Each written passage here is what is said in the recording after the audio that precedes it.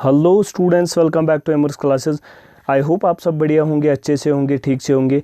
आज का जो हमारा टॉपिक है that is atherosclerosis, Bernoulli's theorem and heart attack, how these three are related to each other. आज हम पढ़ेंगे एथेरोस्क्लेरोसिस और बर्नौलीज़ थ्योरम के साथ साथ हम एथेरोस्क्लेरोसिस और हार्ट अटैक को हम डिफ़ाइन करेंगे। इसमें हम ब्रेन स्ट्रोक का भी थोड़ा बहुत जिक्र करेंगे, वो हम आगे देखेंगे। ठीक है, पहले मैं इसको इरेज करता हूँ। अब हम काम क्या करते हैं, हम लेक्चर को स्टार्ट करते हैं। मैं आपको पहले समझाता हूँ व्हाट इज़ एथेरोस्क्लेरोसिस। देखिए एथेरोस्क्लेरोसिस क्या होता है। ये मान लो आप एक आर्टरी है, आर्टरी में जब एक एलडीएल, कोलेस्ट्रॉल एट्सेट्रा जिसकी वजह से ये प्लैक बनता है, ये क्या होता है, ये एलडीएल मेनली यूजुअली जो होता है लो डेंसिटी लिपोप्रोटीन होता है, जो डिपॉजिट होता है कहाँ पर, on the endothelium of the blood arteries या blood capillaries, sorry not blood capillaries मतलब ब्लड वेसल्स। ठीक है, अगर हम देखेंगे एथेरोस्क्लेरोसिस में यहाँ पर जो ये प्लैक बनता है, यानी इसमें जो प्लैक बनता है on the interior walls of the artery, उससे क्या होता है, ये जो इसका ल्यूमेन होता है, इसका ल्यूमेन जो होता है वो डिक्रीज़ होता है, इसका ल्यूमेन जो होता है डिक्रीज़ होता है। इसको हम बोलते हैं एथेरोस्क्लेरोसिस। इसमें क्या होता है, एलडीएल जो बैड कोलेस्ट्रॉल होता है, ठीक है, वो डिपॉजिट होता है on the endothelium of the blood vessels, और उसकी वजह से उसका ल्यूमेन डिक्रीज़ होता है, जिसको हम बोलते हैं एथेरोस्क्लेरोसिस। ठीक है, यहाँ तक तो ठीक है। अब हम देखेंगे, अब हम काम क्या करेंगे, अब हम बर्नौलीज़ थ्योरम को देखते हैं। बर्नौलीज़ थ्योरम क्या कहती है, मैं आपको सिंपली समझाता हूँ। ये फिज़िक्स का जो फ्लूइड डायनामिक्स का टॉपिक है, ठीक है, उसमें जो ये है उसमें ये टॉपिक है। ठीक है, अब हम थोड़ा बहुत पढ़ते हैं। मान लीजिए कि मैं एक इस तरह की एक पाइप बनाता हूँ। अब मैं बनाता हूँ इस तरह की पाइप। ठीक है, हम वॉल्यूम को कंजर्व रखते हैं। इसमें आपने पढ़ा होगा वॉल्यूम इज़ केप्ट कंजर्व्ड। ठीक है, और ये क्लोज्ड सिस्टम में अप्लाई होता है। अब क्या होता है कि आप मान लो यहाँ पर जो ये ब्लड वेसल का एरिया है, मैं ये ब्लड वेसल नहीं मानता हूँ, एक ट्यूब मानता हूँ। अगर इसका एरिया A1 है, ठीक है, अगर इस एरिया के थ्रू जो वेलोसिटी ऑफ फ्लूइड है वो है V1। ठीक है, यहाँ पर अगर हम देखेंगे, यहाँ पर जो एरिया है, ठीक है, वो कितना है, वो मान लेते हैं हम A2। कितना मान लेते हैं, A2, और इधर से वेलोसिटी को हम मान लेते हैं V2। ठीक है, ये तो क्लियरली है कि A2 is greater than A1। ठीक है, ये क्लियरली यहाँ पर दिया गया है A2 is greater than A1। Bernoulli's theorem क्या कहता है कि अगर हम देखेंगे यहाँ पर जो टोटल एनर्जी होगी, यहाँ पर वो यहाँ पर टोटल एनर्जी के बराबर होगी। यानी टोटल एनर्जी कांस्टेंट रहती है जब तक वॉल्यूम कांस्टेंट है और एक क्लोज्ड वेसल है। मान लीजिए कि यहाँ पर जो प्रेशर एनर्जी है वो हम P1 मान लेते हैं। ठीक है, यहाँ पर जो वेलोसिटी की वजह से इस फ्लूइड का काइनेटिक एनर्जी है उसको हम मानते हैं KE2 यानी KE1 यानी काइनेटिक एनर्जी 1। यहाँ पर अगर हम देखेंगे, अब H हाइट को मान लेते हैं, तो यहाँ पर इसकी ग्रेविटेशनल पोटेंशियल एनर्जी भी होगी, जिसको हम मान लेंगे PE1। इसी तरह यहाँ पर जो फ्लूइड होगा इस पर भी प्रेशर एनर्जी होगी, तो इसको हम 2 से डिनोट करते हैं। लाइक दैट कि प्रेशर एनर्जी जो है, प्रेशर एनर्जी यहाँ पर हम मान लेंगे P2, और यहाँ पर जो इस V2 वेलोसिटी की वजह से काइनेटिक एनर्जी ऑफ फ्लूइड है उसको हम मान लेते हैं KE2, kinetic energy at point 2, और हम यहाँ पर जो ग्रेविटेशनल पोटेंशियल एनर्जी है उसको हम लेते हैं पोटेंशियल एनर्जी 2। ठीक है, यहाँ तक तो आपको समझ आया होगा। अब मैं क्या काम करता हूँ, अब मैं यहाँ पर इसको इरेज करता हूँ। ये एथेरोस्क्लेरोसिस तो आपको समझ आया होगा। अब हम यहाँ पर और एक चीज़ देखते हैं कि बर्नौलीज़ थ्योरम क्या कहती है। ठीक है, फिर हम इसको एक्सप्लेन अच्छे से करेंगे।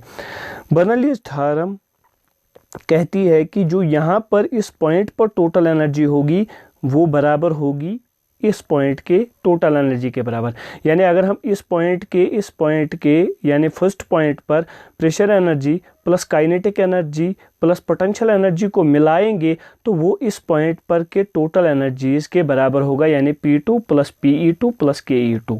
यानी ओवरऑल हम क्या कहेंगे, जब तक वॉल्यूम कांस्टेंट है तब तक ये टोटल एनर्जी कांस्टेंट रहती है। मैं सिंपली इतना लिख सकता हूँ कि pressure energy plus kinetic energy plus gravitational potential energy, ये तीनों कांस्टेंट रहते हैं। ये बर्नौलीज थ्योरम का कहना होता है। ठीक है, अब हम इसी को लगाते हैं एथेरोस्क्लेरोसिस जब होता है एक पेशेंट में, उसी में हम लगाएंगे उस आर्टरी में जिसमें एथेरोस्क्लेरोसिस हुआ है। ठीक है, मैं इसको यहाँ पर इरेज करता हूँ, ये आपको समझ आया होगा। ठीक है, या मैं इसको इस तरह भी लिख सकता हूँ, पहले मैं यहाँ पर आपको ये क्लियर कर देता हूँ। तो मैं आप यहाँ पर ये लिख सकता हूँ कि pressure energy at point 1 plus kinetic energy at point 1 plus potential gravitational potential energy at point 1 is equal to pressure energy at point 2 plus kinetic energy at point 2 plus potential energy at point 2। कहने का मतलब क्या है, ये total energy at point 1 is equal to total energy at point 2 until volume is kept constant. ठीक है, ये बात आपने याद रखना है, यही बर्नौलीज थ्योरम कहती है। अब हम बर्नौलीज थ्योरम को एथेरोस्क्लेरोटिक आर्टरी में अप्लाई करते हैं। ठीक है, मैं इसको इरेज करता हूँ, आई होप आपको समझ आया होगा। ठीक है, अगर कोई स्क्रीनशॉट लेना चाहता था इसका तो वो भी ले सकता था, तो आप उस टाइम पास कीजिए इसको वीडियो को और इसका स्क्रीनशॉट लीजिए।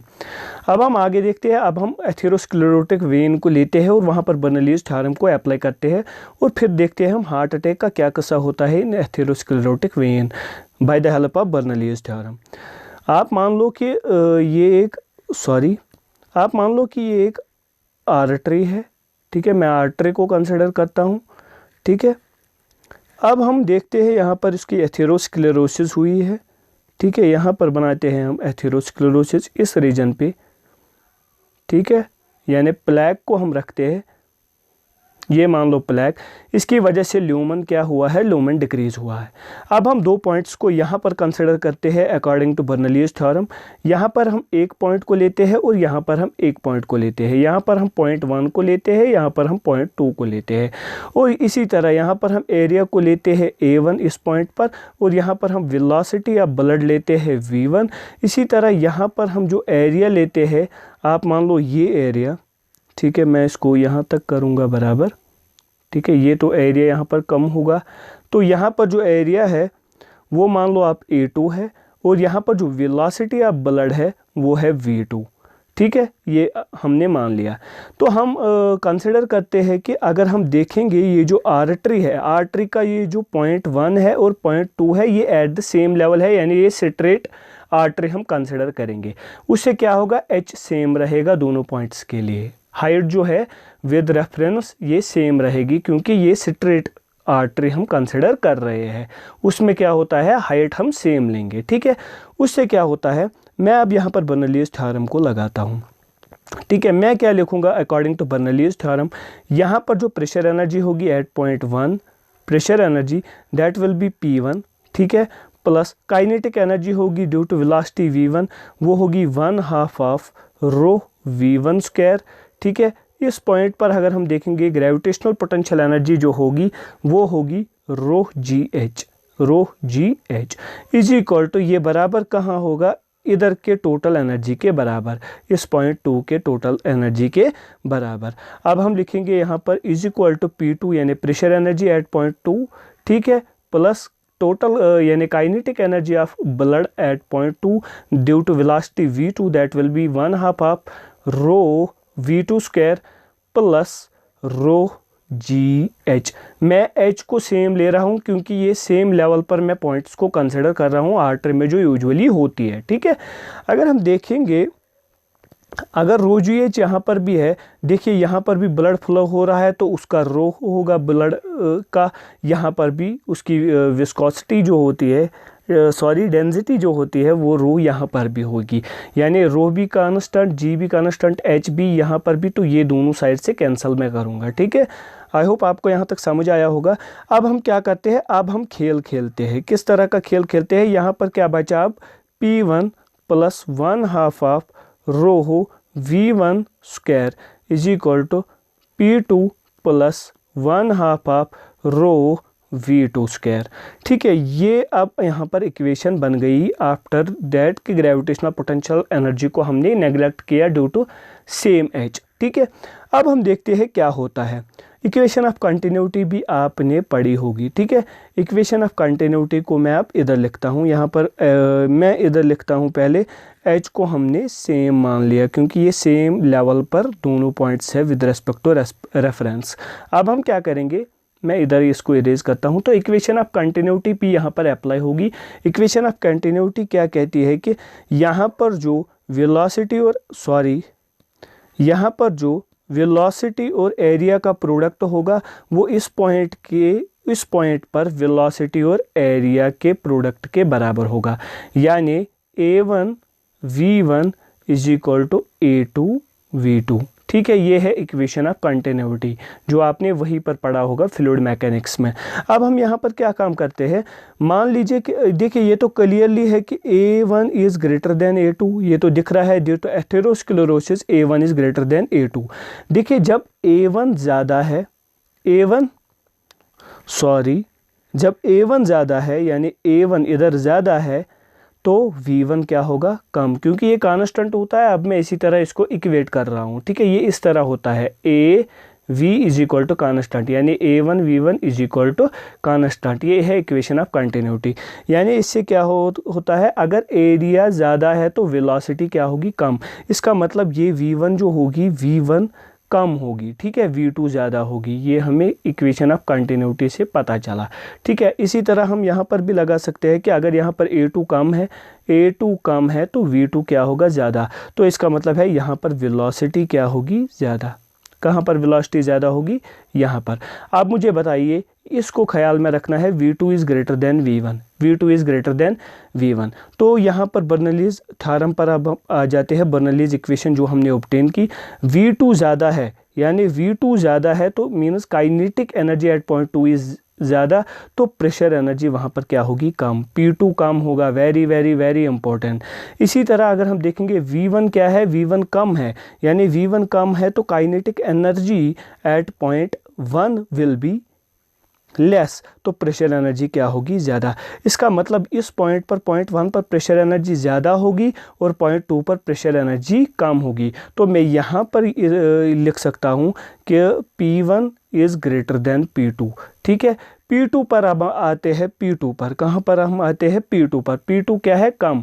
प्रेशर जो यहाँ पर है वो कम हो गया, क्या हो गया, कम। अब मान लीजिए कि यहाँ पर जो प्रेशर है वो कम हो गया, तो जो due to extracellular fluid या जो इंटरस्टिशियल फ्लूइड होता है, जो सेल्स इसके इर्द गिर्द होते हैं इस ब्लड वेसल के, उसका जो प्रेशर होता है वो बढ़ जाता है with respect to internal pressure, ठीक है। उसकी वजह से क्या होता है, ये जब बाहर का प्रेशर ज़्यादा बन जाता है as compare to the internal pressure, तो ये इसको कोलैप्स करती है। क्या करती है, कोलैप्स। तो ये जो वहाँ पर होती है ये ब्लड वेसल, ये कोलैप्स करती है। फिर उसके लिए क्या करना पड़ता है, हार्ट को कंपनसेशन करनी पड़ती है। अब हार्ट क्या करता है, हार्ट ज़ोर से पंप करता है और इस जो ये बंद हुई होती है आर्टरी यहाँ पर, उसको ओपन करता है। लेकिन फिर से यहाँ पर बर्नौलीज़ थ्योरम के इक्वेशन के हिसाब से प्रेशर ड्रॉप होता है और ये फिर से कोलैप्स होती है और फिर से हार्ट इसको ओपन करती है। ये कंट्रैक्शन रिलैक्सेशन, यानी यहाँ पर ओपनिंग क्लोजिंग होती रहती है ड्यू टू एथेरोस्क्लेरोसिस। तो इससे क्या होता है, इससे ये ब्लड वेसल रप्चर भी हो सकती है और इससे हार्ट पर ज़्यादा लोड पड़ता है और हार्ट अटैक भी हो सकता है। एथेरोस्क्लेरोसिस कहाँ पर इसकी लोकेशन होगी, दैट इज़ द कॉज। यानी मेन कहने का मकसद क्या है, एथेरोस्क्लेरोसिस किस आर्टरी में होगी, उसी ऑर्गन को ये डैमेज करेगी। अगर हार्ट के कोरोनरी आर्टरी में एथेरोस्क्लेरोसिस होगी तो हार्ट अटैक आ सकता है, ठीक है। अगर ब्रेन के आर्टरी में ये एथेरोस्क्लेरोसिस होगी तो ये ब्रेन स्ट्रोक क्रिएट कर सकती है। अगर ये रिनल आर्टरी में हो जाएगी तो रिनल फेलियर हो सकता है, बहुत सारे कॉम्प्लिकेशंस हो सकते हैं, ठीक है। इसलिए atherosclerosis can be explained that it causes the damage due to the Bernoulli's theorem. ये बर्नौलीज़ थ्योरम से हम एक्सप्लेन करते हैं, ठीक है। आई होप आपको ये वीडियो अच्छा लगा होगा। अगर कहीं पर मिस्टेक हुई होगी तो कमेंट सेक्शन में ज़रूर लिखना। मिलते हैं नेक्स्ट वीडियो में, तब तक के लिए ओके बाय।